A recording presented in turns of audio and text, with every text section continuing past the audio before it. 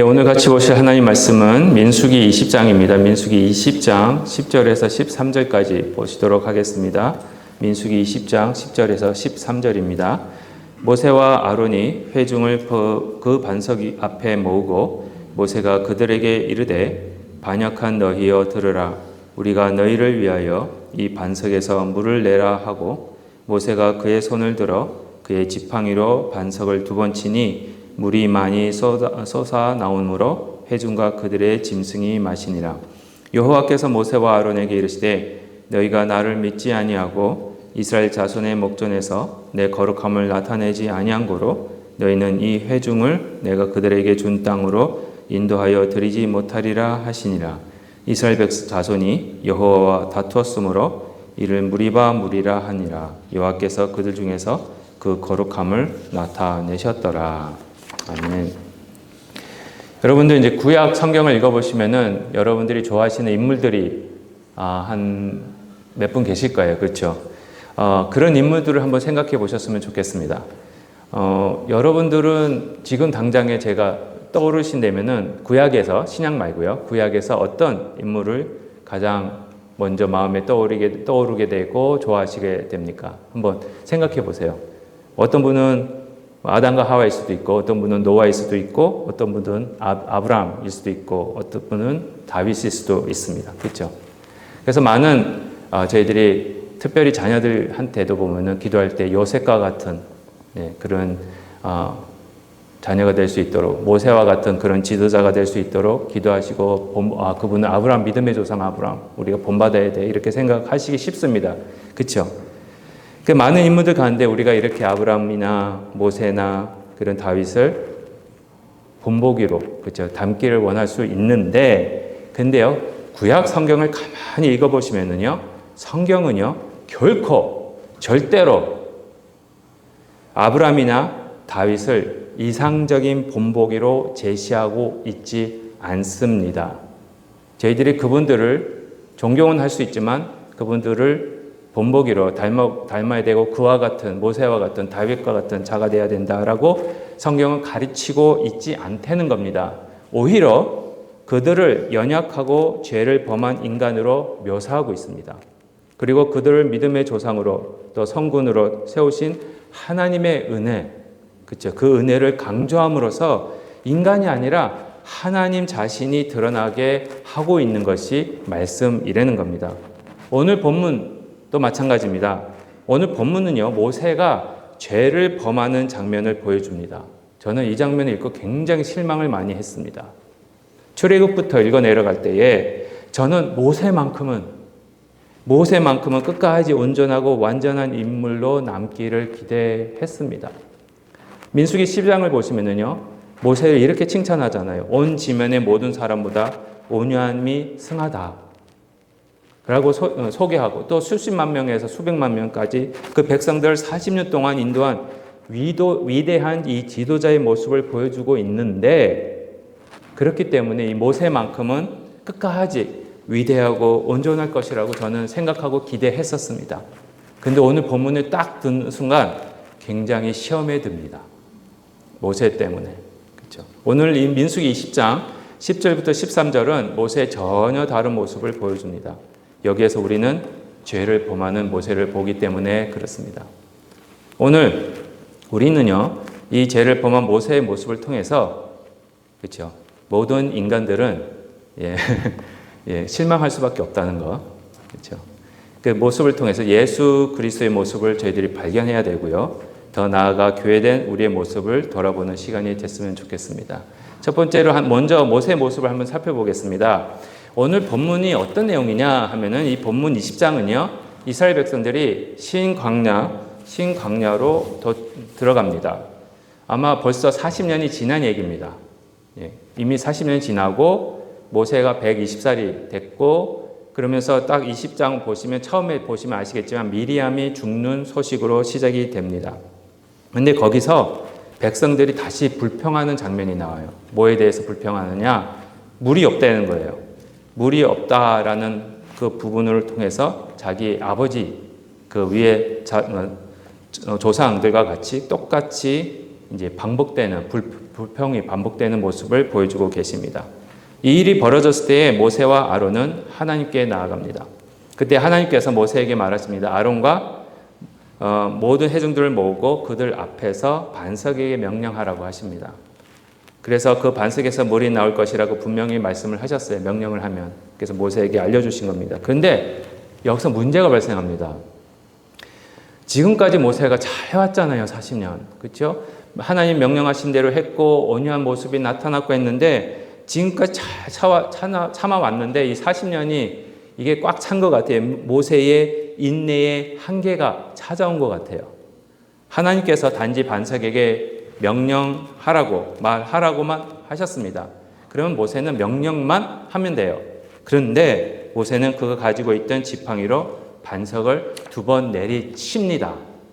이 행동에 대해서 하나님은 아주 엄중하게 말씀하십니다. 백성들 앞에서 하나님의 거룩함을 나타내지 못했다라고 말씀하십니다. 그 결과 모세 자신도 약속의 땅에 들어가지 못할 것이라고 선언하시는 장면이 민수기 20장입니다. 그래서 솔직히 갈렙과 여호수아 딱 2명만 빼고는 모세마저도 가나안 땅에 약속의 땅에 들어가지 못합니다. 그러면은 왜 하나님은 이 행동을 그토록 심각하게 여기셨을까? 왜 반석을 2번 친 사건이 하나님의 거룩함을 나타내지 못한 것으로 평가되었을까? 그 첫 번째 이유는요, 모세가 하나님을 믿지 못하였기 때문에 그래요. 불신앙입니다.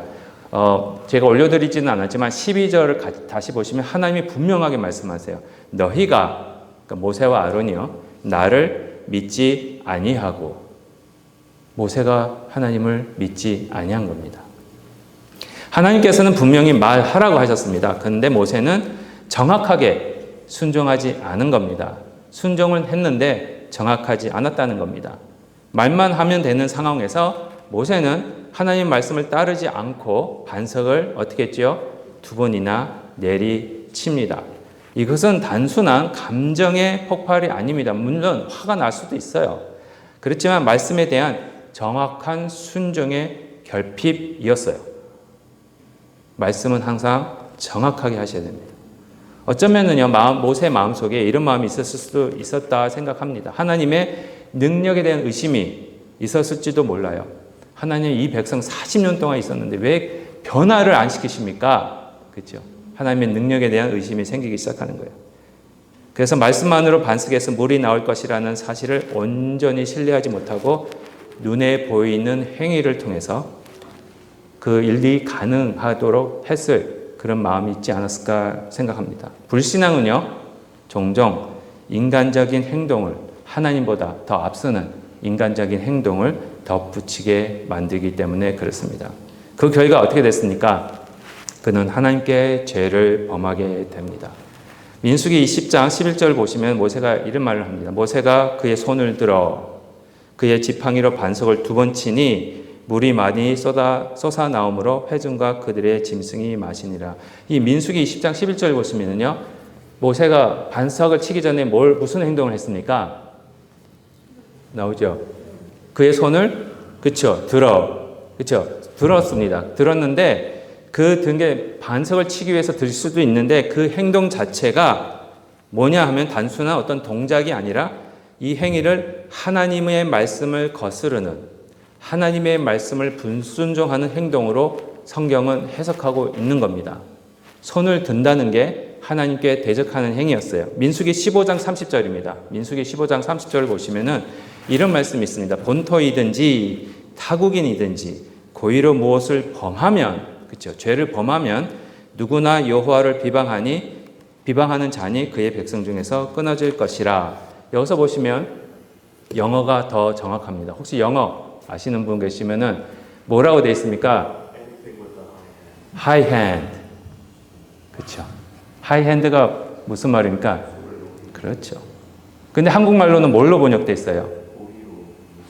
그렇죠. 고의로 무엇을 범하면, 죄를 지으면 그 뜻이에요. 히브리어로 보시면은요, 무엇을 범한다라는 그 말씀이 손을 높이 든다라는 것과 같은 히브리어 표현입니다. 그러니까 모세가 손을 높이 든다는 말은 뭡니까? 하나님 앞에 범한 겁니다. 계속해서 민수기 20장 24절에서도요. 하나님은 분명히 말씀하십니다. 아론은 그 조상들에게로 돌아가고 내가 이스라엘 자손에게 준 땅에는 들어가지 못하리니 이는 너희가, 그쵸, 모세도 포함됩니다. 너희가 무리바물에서 내 말을 어떻게 했다고요? 거역한 까닭이다 라고 말씀하십니다. 모세가 하나님의 말씀에 불순종한 겁니다. 왜? 믿지 못했기 때문에. 또한 민수기 20장 10절입니다. 20장 10절도 보시면은요. 거기 보시면 오히려 모세와 아론이 회중을 그 반석 앞에 모으고 모세가 그들에게 이르되 반역한 너희여 들으라. 우리가 너희를 위하여 이 반석에서 물을 내려 하고 이렇게 말씀하시면서 모세가 오히려 백성들이 하나님 앞에 반역한 자라고 말하고 있는데 솔직히 여기서 24절과 10절에서 하나님은 24절에서는 모세와 아론에게 너희가 내 말을 거역했다라고 말씀하시고 20장 10절에서는 모세가 백성들에게 너희가 하나님께 반역했다라고 말씀을 하시는데 여기서 거역하다, 반역하다라는 같은 것은 솔직히 한국말로는 다르지만은 히브리어는 같은 단어입니다. 같은 뜻이에요. 이게 무슨 말입니까? 모세가 제 주제를 모른 거예요. 모세는 10절에서 백성을 향해 너희들이 반역한 자들이다. 너희들이 죄인이다 라고 말했지만 정작 하나님은 24절에서 아니다. 너가 죄인이야. 그렇게 말씀하시는 거예요. 모세 너가 나의 말을 반역했어.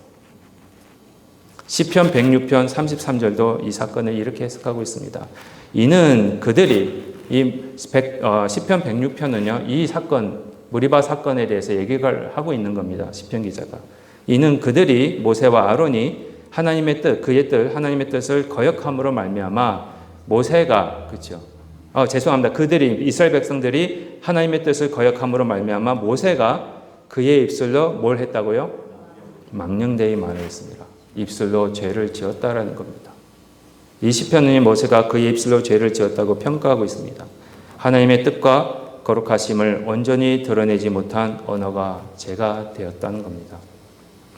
두 번째 실수는요. 모세는 하나님의 성품을 올바로 나타내지 못했기 때문입니다. 오늘 본문을 가만히 보시면요. 우리 하나님이 참 이상한 모습이 나오세요.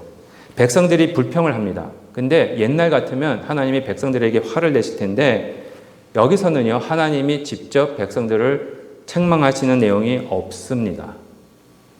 오히려 그래 그들이 목이 마르대? 그럼 내가 물을 줘야지. 이런 모습이에요. 하나님은 은혜로우시고 인자하신 분으로 여기서 나타나고 있다는 겁니다. 그렇지만 모세는요. 그 하나님의 인자하심과 은혜로운 성품을 잘못 이해해서 올바로 보여주기는커녕 하나님께서 베푸시는 은혜를 대리자로서 대신 증거해야 할 사람인데도 불구하고 화를 내면서 경향된 말로 하나님의 마음을 다시 잘못되게 전달하고 있다는 겁니다. 정작 화를 내실 분은 하나님이신데 모세가 화를 내고 있다는 거예요. 심지어 부족한 모세를 사용하시는 그 하나님의 은혜를 모세는 40년 넘게 경험했음에도 불구하고 그 은혜를 정확하게 증거하지 못했다는 겁니다. 세 번째는 하나님의 권능을 온전히 나타내지 못했습니다. 모세는. 하나님께서 말하라, 명령하라 하고 하신 것은 이 사건이 전적으로 하나님의 권능으로 이루어지는 일임을 나타내기 위함이었습니다. 말씀만으로 반석에서 물이 나오게 하시는 하나님의 능력을 보여주시기 위함이었다라는 겁니다. 그런데 모세는 지팡이를 어떻게 합니까? 바위를 내리칩니다. 마치 자신이 무엇인가를 더 해야 되는 줄 알고 그렇게 행동한 겁니다. 하나님의 능력을 드러나기보다는 하나님의 능력과 함께 나의 행위를 더 붙인 결과가 되어버린 겁니다. 그래서 베드로전서 2장 12절에 이렇게 말합니다. 너희가 이방인 중에서 저희들이 이방인 중에 살고 있는 교회입니다. 그렇죠? 행실을 선하게 가져 너희를 악행한다고 비방하는 자들로 하여금 너희 선한 일을 보고 오시는 이 날에 하나님께 영광을 돌리게 하려 함이라. 이 베드로전서의 말씀을 통해서요. 민수기 20장을 볼 때 모세는 베드로전서 2장 12절에 나오는 말씀하고는 반대로 행위를 하고 있었던 겁니다.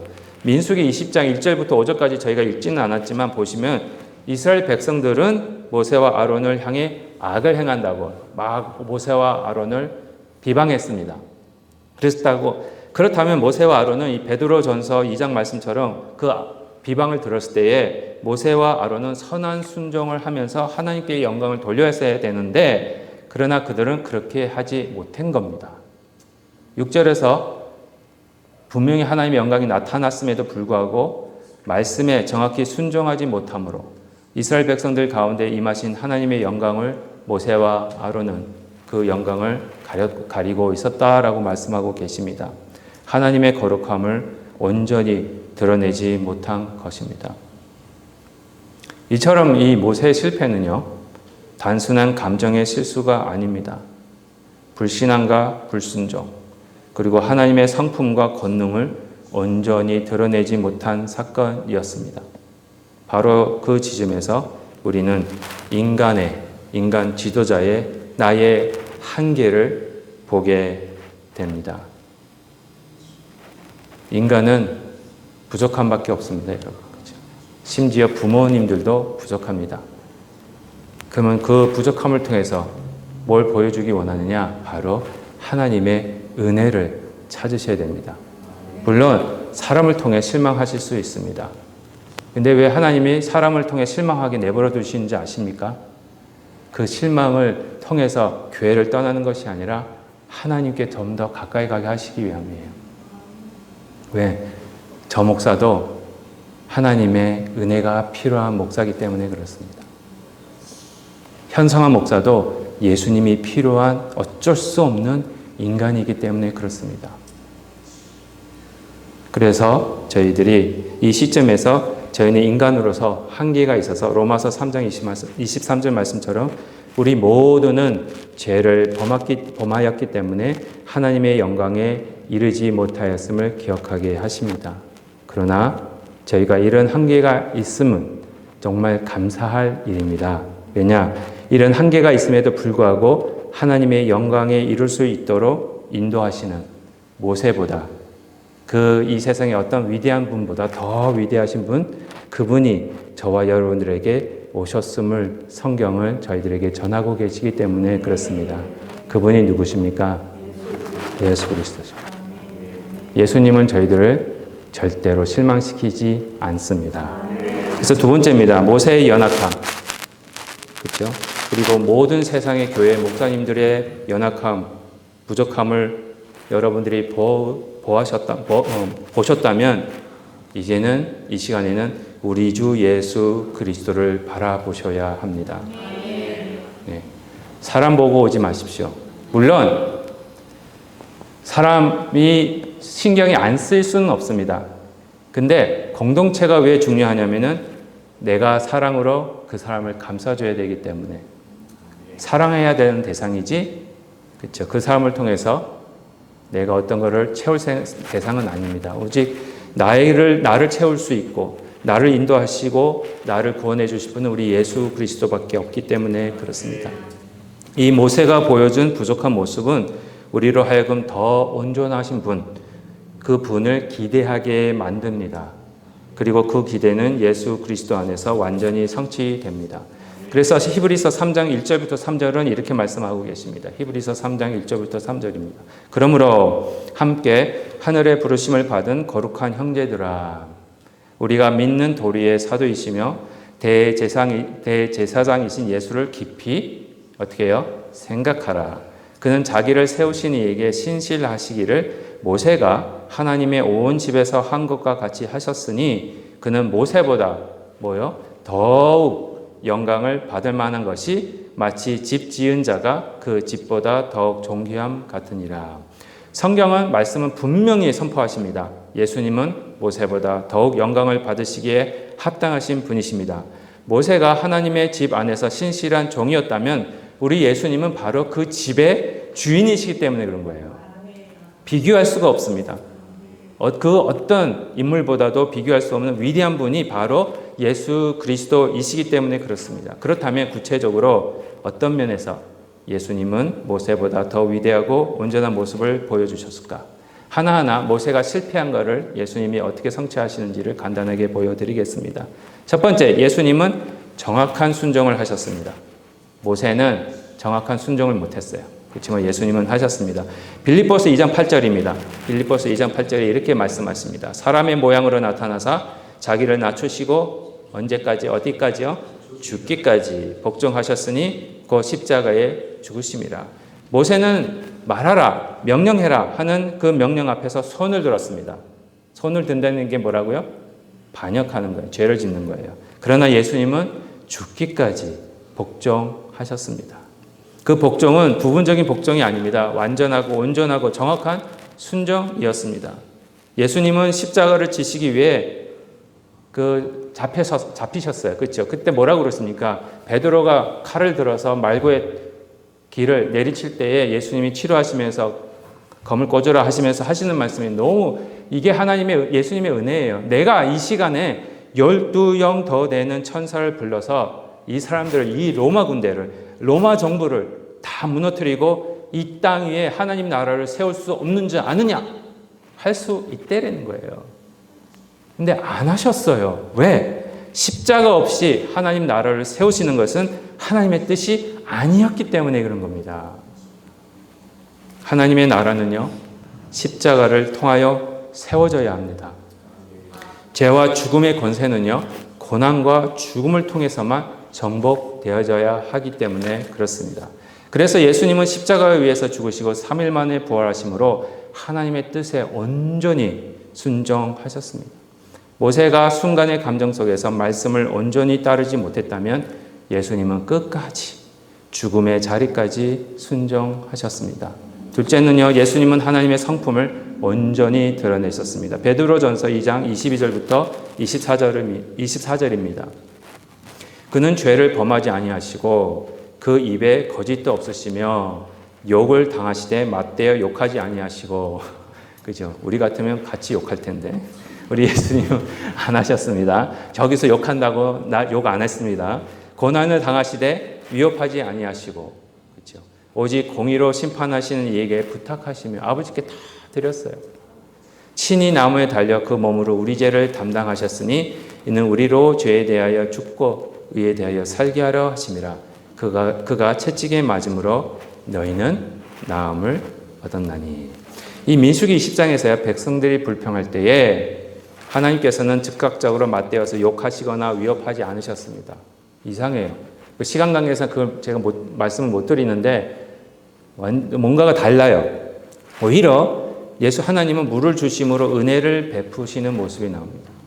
예수님 역시 그렇게 하셨습니다. 욕을 당하시되 맞대어 욕하지 않으셨어요. 고난을 당하시되 너 나한테 이런 고통 줬지? 내가 두고 볼 거야. 이러면서 두고 볼 거야. 나중에 한번 보자. 이렇게 하지 않으셨다는 겁니다. 자신을 십자가에 못 박는 자들로 향해서도 분노하지 않으시고 오히려 저들이 몰라서 그렇습니다. 용서하여 주십시오라고 그들을 위한 기도를 하셨습니다.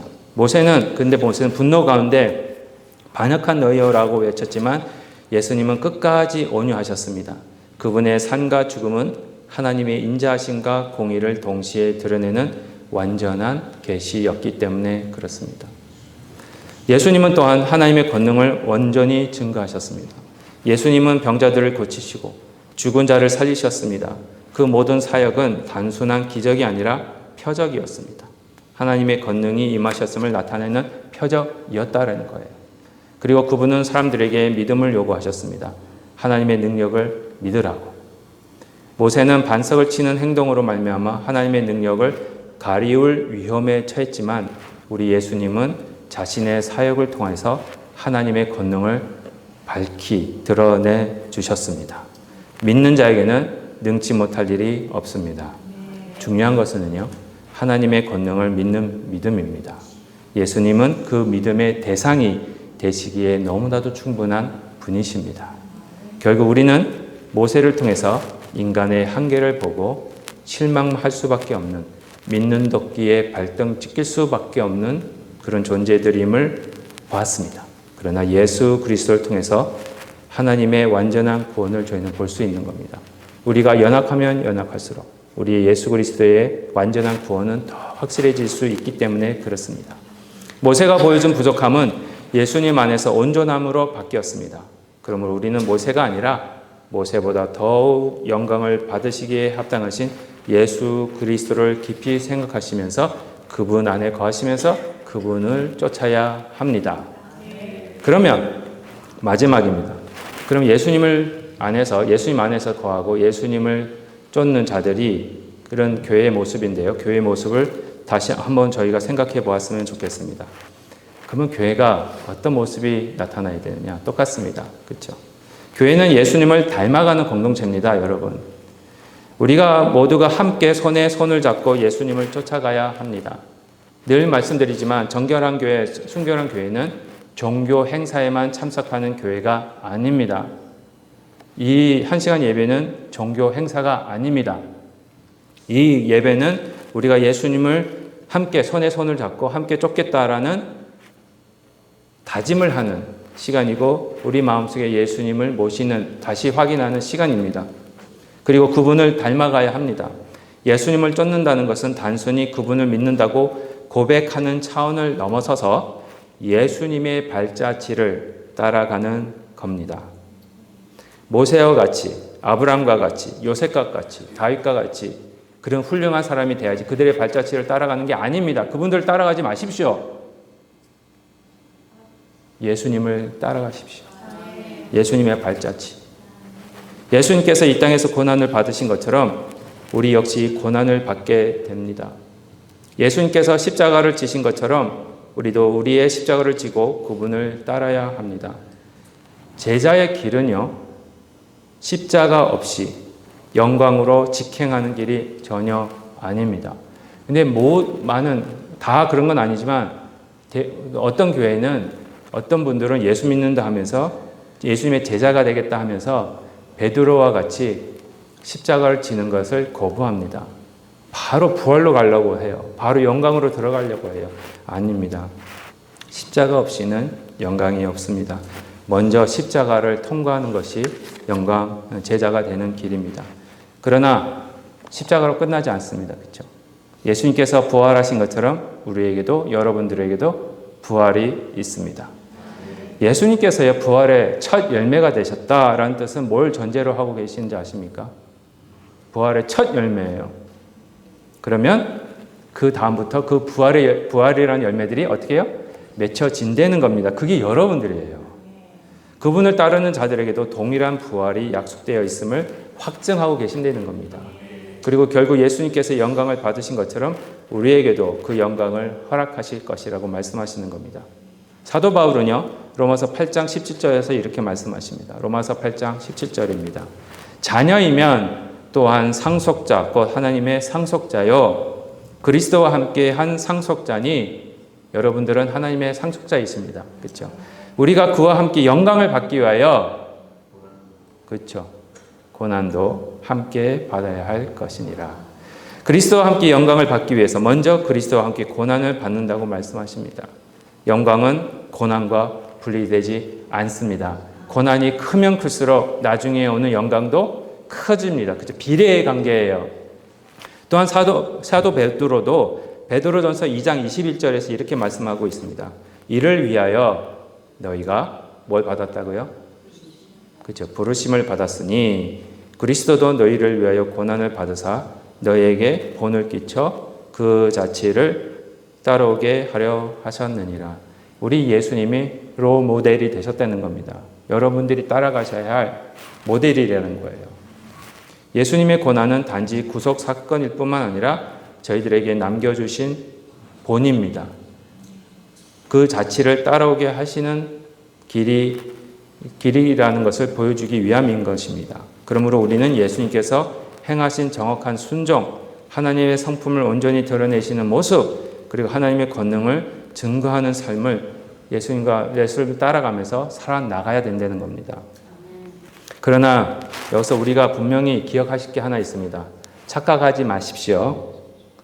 이렇게 우리가 정확한 순종, 하나님의 성품을 완전히 드러내고 하나님의 권능을 온전히 증거했다 해서 이것이 저희들에게 공로나 상급이 될 수 없습니다. 하늘나라 가면은 상을 탈 생각을 하시는데, 아닙니다. 내가 이렇게 하면 하나님 상 주시겠지. 보답해 주시겠지. 예, 그 위험한 믿음이에요. 왜 그런지 아십니까? 예수님을 닮아가며 나타나는 이러한 삶은 공적을 쌓는 행위가 절대 아닙니다. 그것은 제자이기에 자연스럽게 나타나는 결과일 뿐입니다. 포도나무를 심으면 무슨 열매가 맺습니까? 포도나무가 열립니다. 포도가 열립니다. 그렇죠? 사과나무를 심으면 무슨 열매가 맺히죠? 근데 여러분들 사과나무를 심었는데 10년이 되고 40년이 되고 50년이 되고 열매가 없어요. 어떻게 하십니까? 버리죠. 예수님의 사람은요, 예수님의 모습을 열매로 맺는 거 당연합니다. 그게 없는 게 이상한 거지. 그 열매를 통해서 하나님께 영광을 돌리는 겁니다. 우리 예수님께서는 마태복음 5장 16절에서 이렇게 말씀하십니다. 이같이 너희 빛이 사람 앞에 비치게 하여 그들로 너희 착한 행실을 보고 하늘에 계신 너희 아버지께 영광을 돌리게 하라. 우리의 행실은 여러분 자신을 드러내기 위함이 절대 아닙니다. 내 안에 있는 예수님의 빛이 나타나게 하는 겁니다. 하늘에 계신 아버지께 영광을 돌리기 위한 겁니다. 그러나 이런 일들이 훗날 우리의 공덕이나 공적이 되는 것은 결코 아닙니다. 우리는 이런 것들은 당연히 해야 할 일이기 때문에 그렇습니다. 그래서 누가복음 17장 10절에 우리 예수님이 또 이렇게 말씀하세요. 기억하십시오. 이와 같이 너희도 명령 받은 것을 다 행한 후에 이르기를 우리는 뭐라고요? 무익한 종이라 우리가 하여야 할 일을 한 것뿐이라 할지니라. 아무것도 기대하지 마라 이거예요. 죄송하지만. 명령에 순종했다고 하늘나라 가서 하나님 제가 열심히 이렇게 순종하면서 살아왔습니다. 뭐 없을까요? 기대하지 마십시오. 예. 누가복음 17장 10절에 예수님에 의하면 그렇습니다. 제 말이 아닙니다. 우리가 해야 할 일을 다 할 뿐입니다. 종이 자기 일을 했다고 해서 특별한 칭찬을 요구하지는 않습니다. 그것은 당연한 일이기 때문에 그렇습니다. 이처럼 다른 사람들에게 본이 돼서 하나님께 영광을 돌리는 높은 수준의 여러분 높은 수준의 삶이 요구되긴 해요. 왜? 예수님을 믿기 때문에 그렇습니다. 그런 거는 삶으로 응답하는 책임은 단지 하나님의 종으로서 감당해야 할 의무일 뿐입니다. 어떻게 보면은 우리가 어떤 일을 했을 때에 결과로 다가오는 어떤 위험적인 또 당연한 결과의 부담일지도 모릅니다. 그러나 그것이 교회의 자리입니다. 이런 교회 모습이 저와 여러분 가운데 나타나시기를 기도합니다. 결론적으로 말씀드리겠습니다. 오늘 민수기 20장에 나타난 모세의 모습을 통해 우리는 한 가지 분명한 사실을 배웁니다. 모세는 위대한 지도자였지만 결국 죄를 범할 수밖에 없는 부족한 사람이었다는 것. 그 역시 하나님의 은혜가 필요한 존재였습니다. 예수님이 필요한 존재였습니다. 하나님의 은혜로 40년 동안 이스라엘 백성을 인도할 수 있었고 비록 약속의 땅에 들어가지는 못했지만 하나님의 은혜로 그 땅을 바라보는 그런 은혜를 누리게 되었습니다. 이와 같이 우리도 역시 하나님의 은혜가 절대적으로 필요한 자들입니다. 그렇죠? 그리고 그 은혜의 정점이 바로 예수 그리스도 있습니다. 우리가 신앙생활을 하고 이 세상에서 예수님의 사람으로 살아가기 위해서 오직 그리고 반드시 예수님이 필요합니다. 예수님 안에 거할 때만 저희는 열매를 맺을 수 있고요. 예수님 안에 거할 때만 저희는 승리할 수 있습니다. 예수님 안에 거할 때에만 우리는 순종할 수 있습니다. 예수님 안에 거할 때만 하나님의 성품과 능력을 증거할 수 있습니다. 그러므로 예수님 안에 거하십시오. 기도하십시오. 말씀을 보십시오. 쉽습니다. 그러나 하기 힘들어요. 예수님을 닮아가십시오. 기도하십시오. 그리고 예수님만을 증거하는 교회가 되시기를 기도합니다. 기도하시겠습니다. 하나님 감사합니다. 말씀 속에서 또